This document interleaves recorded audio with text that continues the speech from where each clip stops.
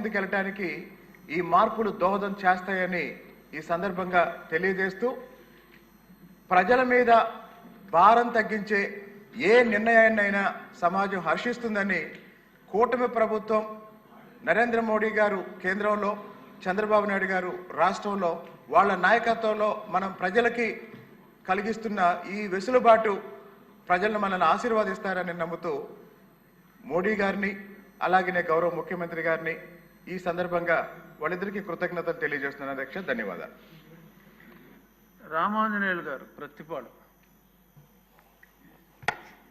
అధ్యక్ష ధన్యవాదాలు అధ్యక్ష.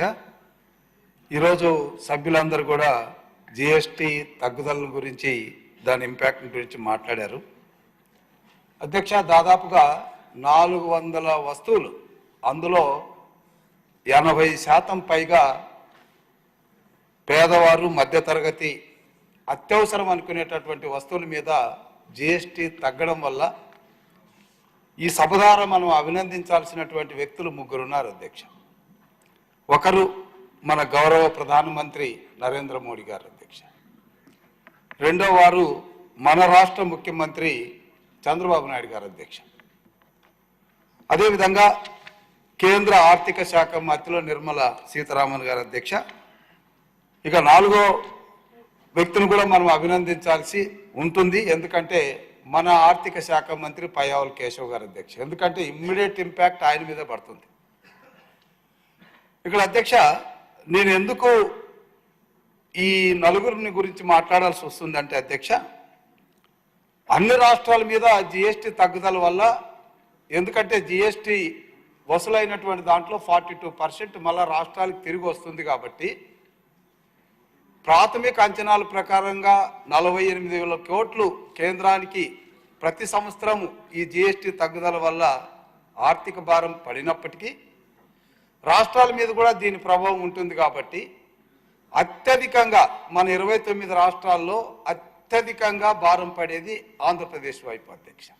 ఎందుకంటే రాష్ట్రం విడిపోయింది, మరి కనీసం రాజధాని కూడా లేనటువంటి పరిస్థితుల్లో, మరి ఒకవైపు 5 సంవత్సరాల ప్రజా వ్యతిరేక పాలనలో అన్ని వైపులా పన్నులు వేసి అప్పులు తెచ్చి రాష్ట్ర ఆర్థిక పరిస్థితిని అతాకుతలం చేసినటువంటి వైసీపీ ప్రభుత్వ పాలనలో మగ్గిపోయినటువంటి ప్రజలకు ఉపశమనం కలిగించాలని సూపర్ 6 పథకాల ద్వారా కుటుంబం యొక్క సంక్షేమాన్ని ఒకవైపు చూస్తూ, మరొక వైపు పోలవరం, అమరావతి, మరి ఇరిగేషన్ ప్రాజెక్టు లాంటి అభివృద్ధి ప్రాజెక్టులను చేపడుతూ అష్ట కష్టాలు పడుతున్నటువంటి మన రాష్ట్ర ముఖ్యమంత్రి నేతృత్వంలో నడుస్తున్నటువంటి ప్రభుత్వం మీద పెనుభారం పడుతుంది అధ్యక్ష.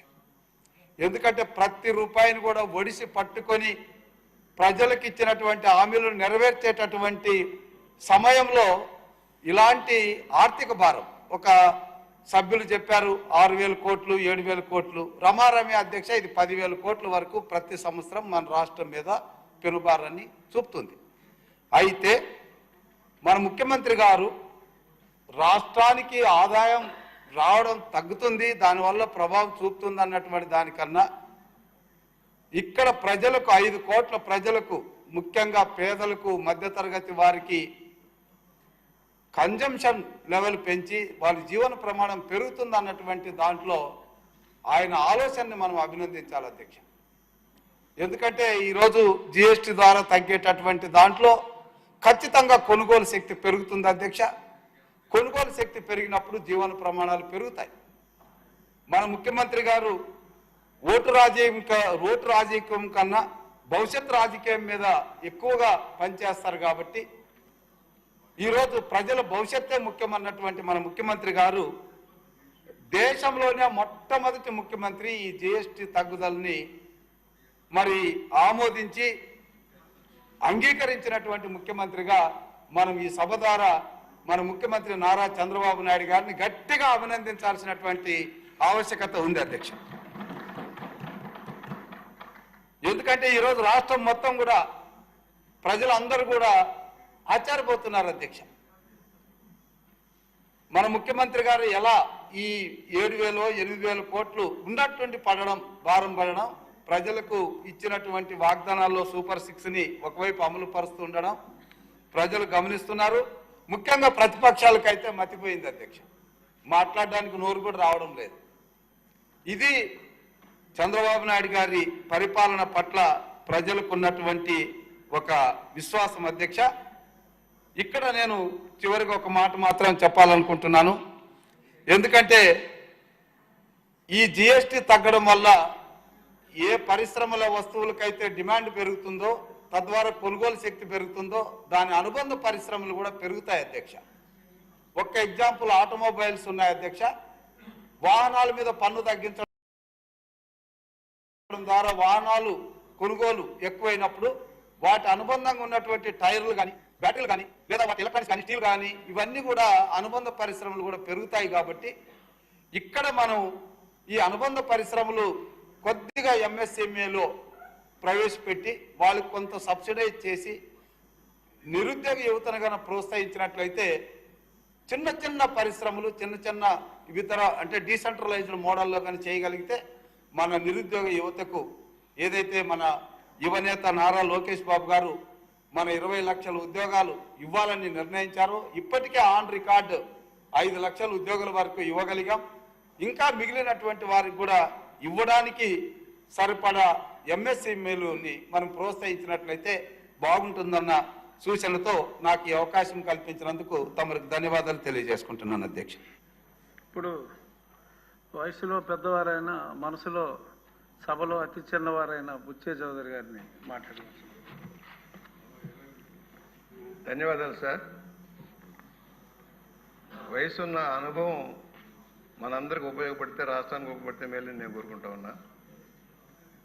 ఇదే సభలో 17వ సంవత్సరంలో ఒకే దేశం ఒకే పన్ను విధానం చేసే దానికోసం చర్చలు జరిగినప్పుడు అనేక రాష్ట్రాలు తమ అనుమానాల్ని నివృత్తి చేసుకోవాల్సిన పరిస్థితి ఏర్పడింది.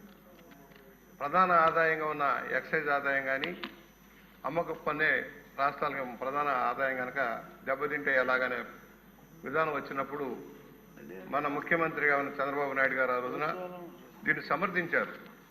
సమర్థించడమే కాదు, రాబోయే రోజుల్లో మేలు జరుగుతున్న భావనలో కూడా వారు అందరిని ఒప్పించడం జరుగుతూ ఉంది. అప్పుడు సంవత్సరానికి 2 లక్షల కోట్లు మాత్రమే వస్తుందని ఒక అంచనాతో దిగినప్పుడు ఈ రోజున దాదాపుగా నెలకి 2 లక్షల కోట్లు నెలకే వస్తూ ఉంది కేంద్ర ఆదాయం.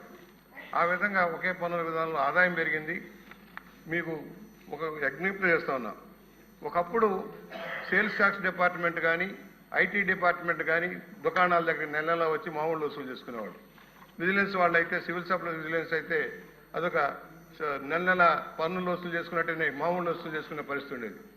ఎప్పుడైతే సరళీకృత ఆర్థిక విధానాలు వచ్చిన తర్వాత చట్టాల్లో మార్పు తెచ్చిన ఫలితంగా ఇవాళ సెల్ఫ్ అసెస్మెంట్ స్కీమ్ వచ్చింది అధ్యక్ష. దానికి వచ్చిన తర్వాత పన్నులు పెరిగినాయి, ఆదాయాలు పెరిగినాయి, అసెస్మెంట్లు పెరిగినాయి. కేంద్రానికి కూడా ఐటీ ద్వారా కానీ, అమ్మక పన్ను ద్వారా భారీ ఎత్తున ఇన్కమ్ వస్తూ ఉంది. ఇవాళ తీసుకున్న సంస్కరణలు 2.0 కింద తీసుకున్న సంస్కరణలో నిత్య జీవన వస్తువులు కానీ, నిత్య ఔషధాలకు కానీ మేలు జరిగేలాగా కార్యక్రమం తీసుకున్నారు. అంటే వాళ్ళ జీవన ప్రమాణాలు పెంచడం కోసం. ఇవాళ మేము అనుకున్న ఆ రోజున 2 స్లాబ్స్ అనుకున్నాం, కానీ ఇవాళ 4 స్లాబ్స్ దాదాపుగా ఉన్నాయి. అప్పటికి చాలా తగ్గించారు, కొన్ని 0 పాయింట్కి తీసుకెళ్ళి చాలా సంతోషం. వ్యవసాయ రంగానికి ఊతం ఇచ్చేలాగా 0 పాయింట్కి తీసుకెళ్లారు. కాకపోతే ఒకటి, ఈ ఇచ్చిన వెసులుబాటుని వెంటనే వినియోగదారుడికి ట్రాన్స్ఫర్ చేయాల్సిన అవసరం ఉంటుంది అధ్యక్ష. ధరలు పెంచినప్పుడు పెంచేస్తారు, తగ్గినప్పుడు తగ్గించరు. మనం పెట్రోల్ బంకుల్లో చూస్తాం, ధరలు తగ్గినప్పుడు తగ్గించరు, పెంచినప్పుడు మాత్రం రాత్రి పెంచేస్తారు. అలా కాకుండా వస్తువు ఎప్పుడైతే ఈ 22వ తారీఖు నుంచి అమల్లోకి అవుతుందో దీన్ని వెంటనే ముందుగానే స్టాక్ పాయింట్ నుంచి కూడా తగ్గేలాగా ఏర్పాట్లు చేయాల్సిన అవసరం ఉంది. దీంట్లో ముఖ్యంగా ట్రాక్టర్ రైతులకు సంబంధించి యాంత్రీకరణ జరుగుతుంది అధ్యక్ష. యాంత్రీకరణ దాదాపుగా 0 పాయింట్కి తీసుకెళ్ళినప్పుడు ఎంత మేలు జరుగుతుందో మనకు తెలుసు. ఇవాళ యంత్రాలు ఎందుకంటే పని లేక కొంతమంది, పని చేయడానికి రాక కొంతమంది, అనేక రంగాలు కుదేలు అవుతున్నాయి అధ్యక్ష. మన రాష్ట్రానికి సంబంధించి ఇవాళ మీ ద్వారా సభకు విజ్ఞప్తి చేస్తున్నా, ఈ రాష్ట్రంలో పని లేదంటారు, కానీ ఒరిస్సా నుంచి, బీహార్ నుంచి పని చేసుకునే వాళ్ళు రావాల్సిన పరిస్థితి వస్తుంది, బెంగాల్ నుంచి వచ్చే పరిస్థితి వస్తుంది. మీకు